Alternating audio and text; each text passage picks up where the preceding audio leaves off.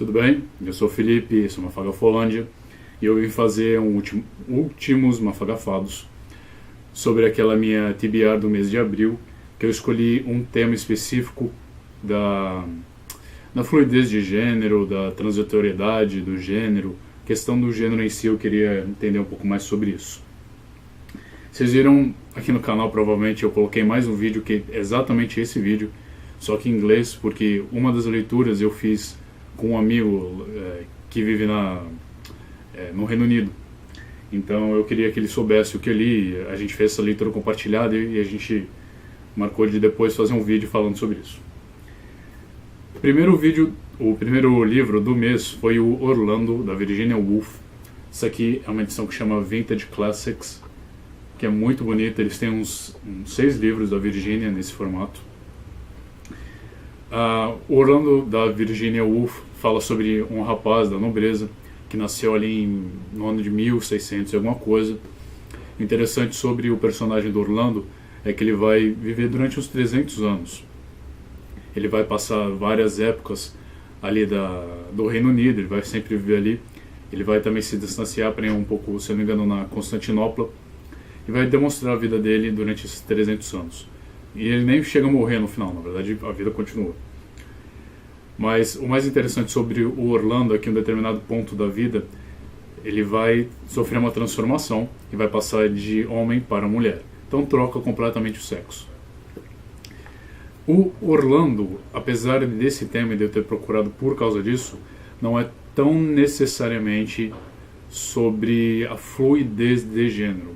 O que eu quero dizer com isso é... ele não trata muito o gênero nessa questão não binária exatamente.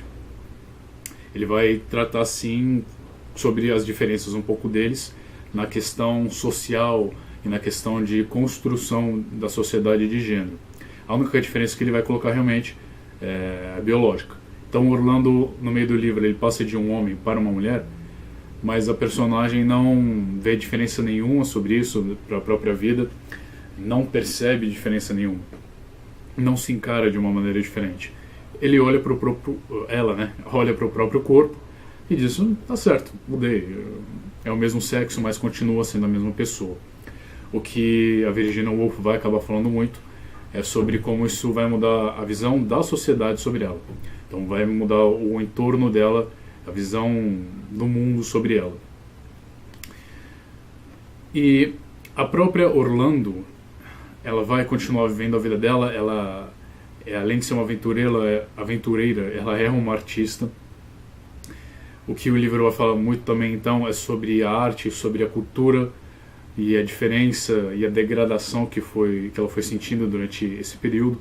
Ela escreve um poema longuíssimo durante o livro, que ela nunca para de escrever durante toda a vida. Ela está sempre aumentando, diminuindo, alterando alguma parte desse poema. E ela vai demonstrando as diferenças de estilo que vão tendo nos anos ali no século XVII, século XVIII, século XIX. Se eu não me engano, ela vai até o comecinho do século XIX no livro. A linguagem da Virginia Woolf nesse livro é maravilhosa. Ela não chega a ser tão densa, um fluxo de pensamento tão corrido e tão, digamos, difícil de entender quanto é em Mrs. Dalloway. Mas ele é poético, é lírico, belíssimo da mesma maneira. O que acontece muito aqui é que nós temos algumas cenas de contemplação, em que ela vai parar, contemplar o ambiente em volta dela, e isso vai ser usado como uma transitoriedade de tempo. Então ela está parando, olhando pela janela, e de repente são 10 anos na frente, são 10 meses, 9 meses na frente. Ela vai discutir algumas coisas sobre a vida das mulheres, é claro, né? É para colocar um tipo de foco nisso, sobre maternidade, sobre paquera, digamos assim, sobre a vida das mulheres, o que elas eram permitidas ou não, inclusive em sociedades diferentes, porque tem uma época que a personagem vai viver com um grupo de nômades.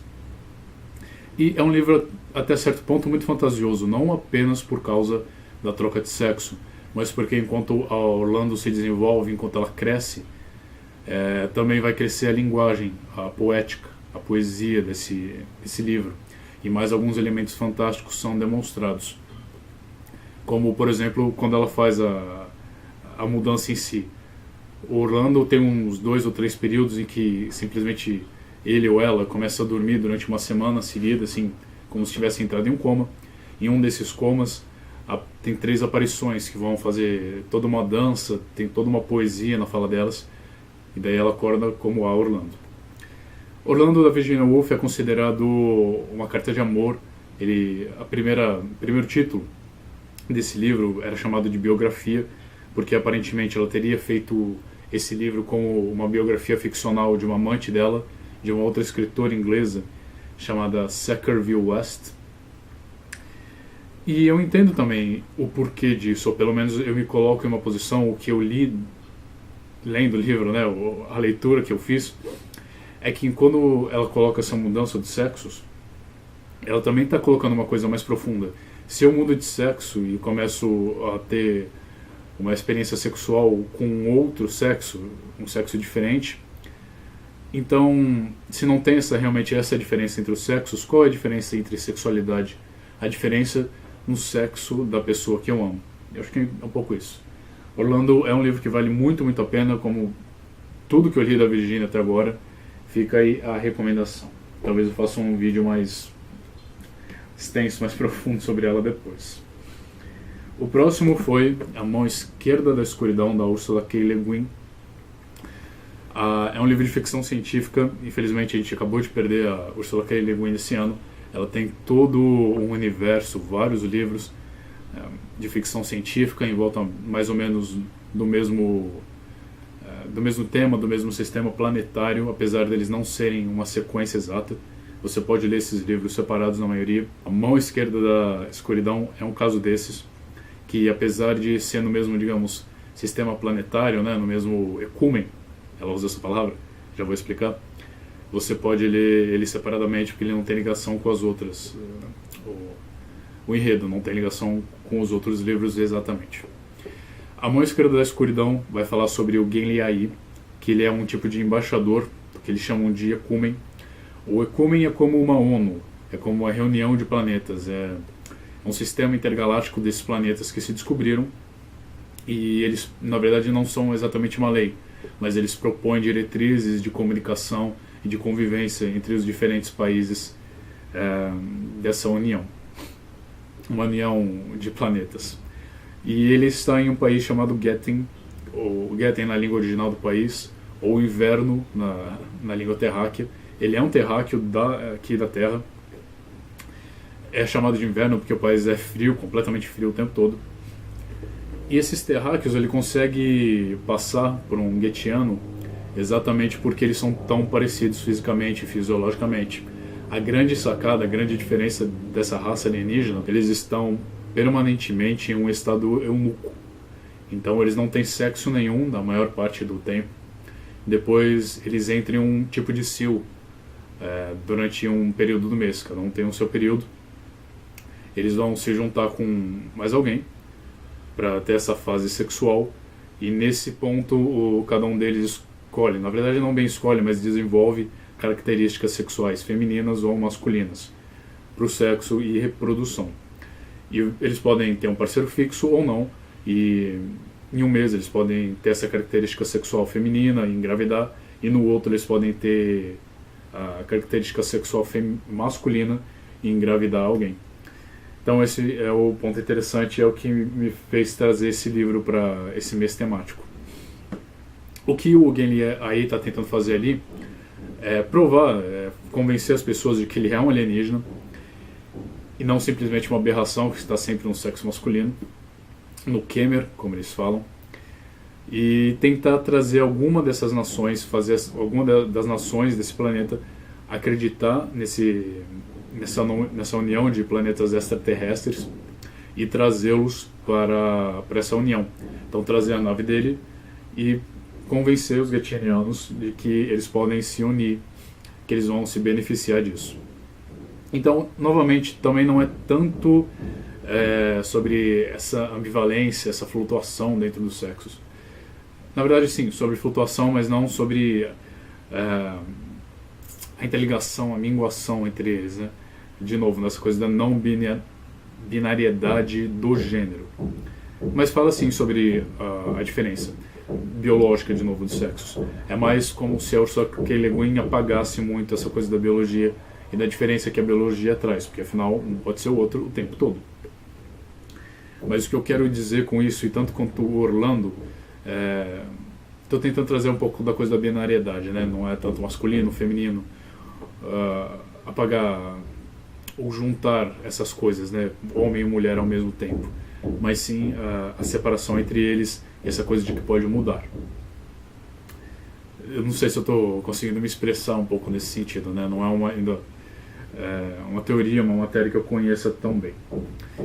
Bem, o Genri aí ele vai ter vários problemas com isso. O principal ponto do livro é demonstrar um pouco como essa coisa dos governantes, ou como um governo trata um país. Gethen é um país que não tem nenhuma palavra para o que a gente conhece como guerra. E ela vai tratar um pouco, então, como é manipulável a história, como as pessoas podem ser manipuladas por esses reis, por esses governantes, e como eles têm apenas os próprios interesses acima de qualquer outra coisa. Uma coisa que acontece também é que o Gengli aí ele vai ser muito desafiado, né? A percepção dele vai ser desafiada do que é bom, do que é mal, do que é religioso, e principalmente da questão dos sexos, né? Como que essas pessoas vivem sexos diferentes o tempo todo, e como quando eles estão nesses períodos eunucos, como você vê a realidade de uma pessoa sem ser atrapalhada pelo sexo biológico. E é uma realidade diferente, em que não importa qual é o sexo que você desenvolve, né, a característica sexual que você desenvolve, você vai ser tratado da mesma maneira. Tem uma coisa muito, muito legal no livro, da religião deles, que um desses sacerdotes vai trazer uma vez, que ele diz que não importa você buscar a resposta para uma pergunta não respondível, você vai perder o tempo da sua vida procurando respostas a coisas que não têm resposta, que você não deveria passar o seu tempo procurando.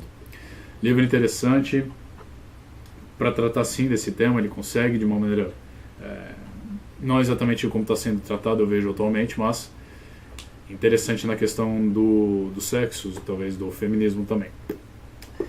Próximo livro foi Os Argonautas.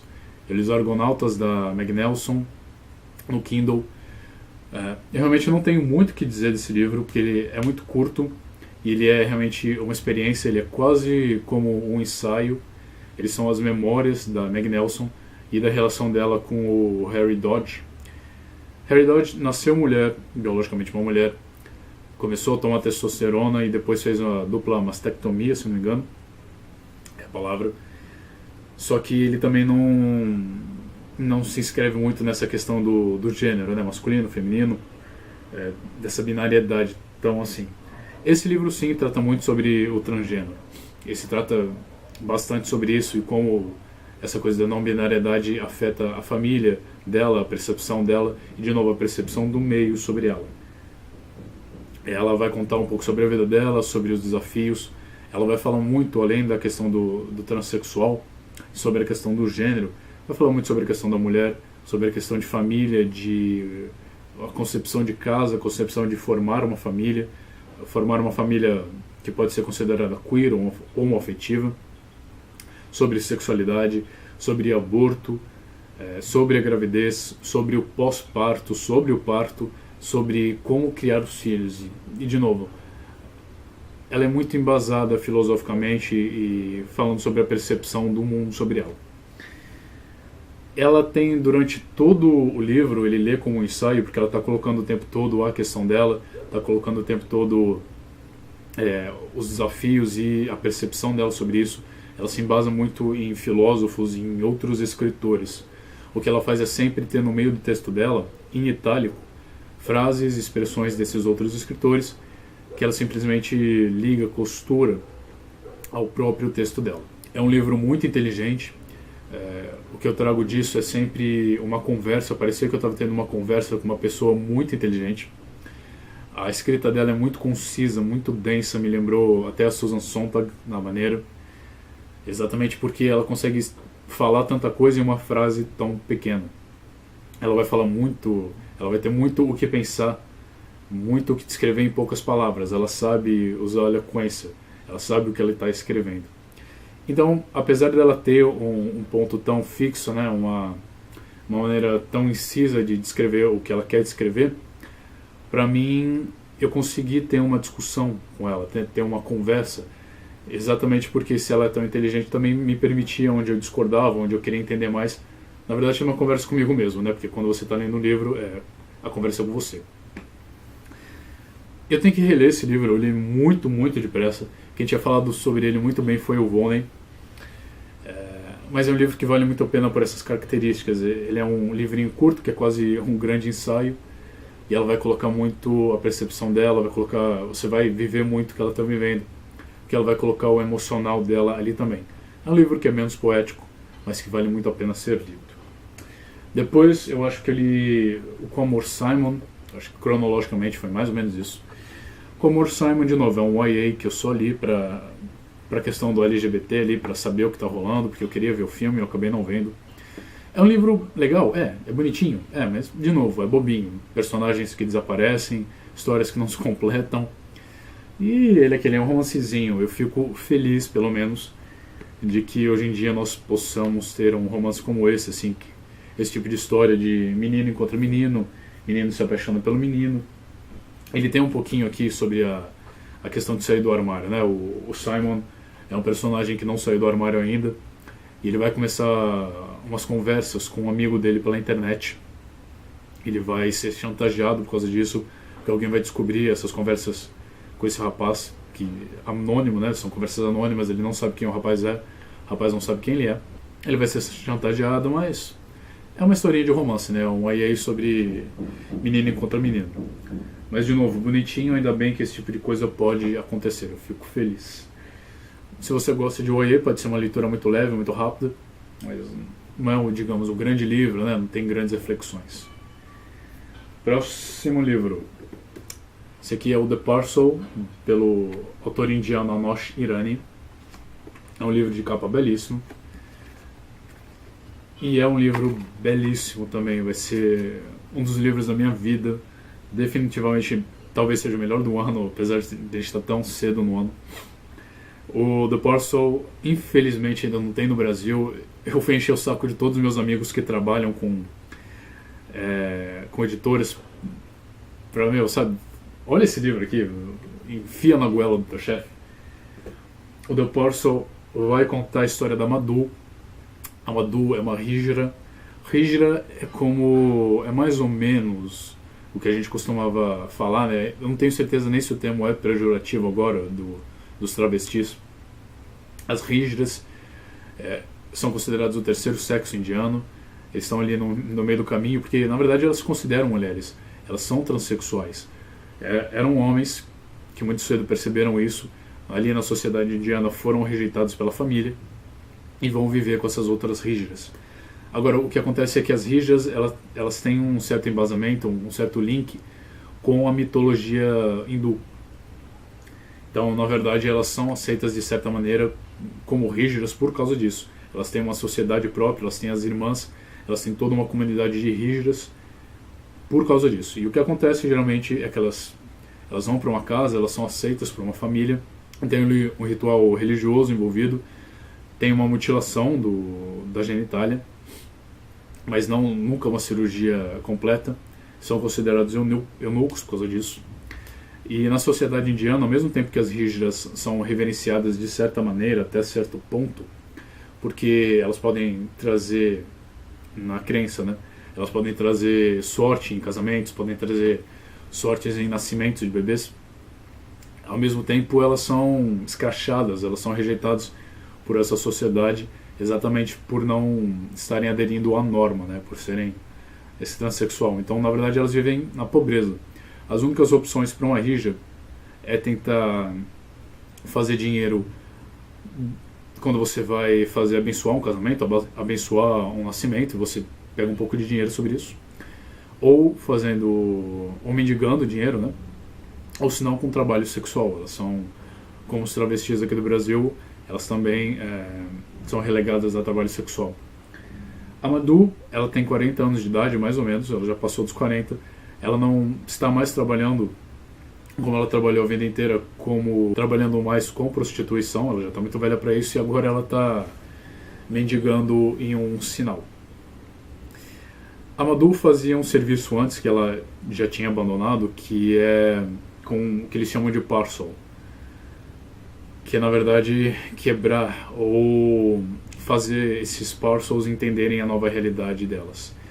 A parcel que eles chamam é uma menina virgem, muito nova, de uns 10 anos de idade, como no caso do livro, que foi vendida para a família, para um bordel, para trabalho sexual.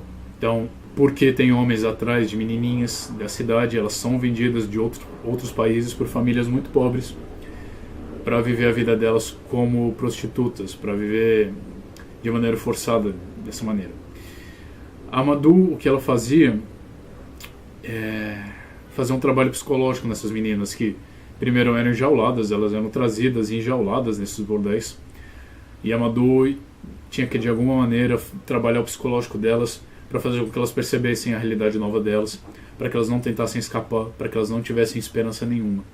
Ela trabalha o psicológico para que elas nunca tentem fugir, para que elas vejam o bordel como a nova família delas, para que elas aceitem que elas vão ser sim prostitutas e que elas vão ter que e que essa é a melhor saída agora para elas, para que elas aceitem que elas foram abandonadas pela família.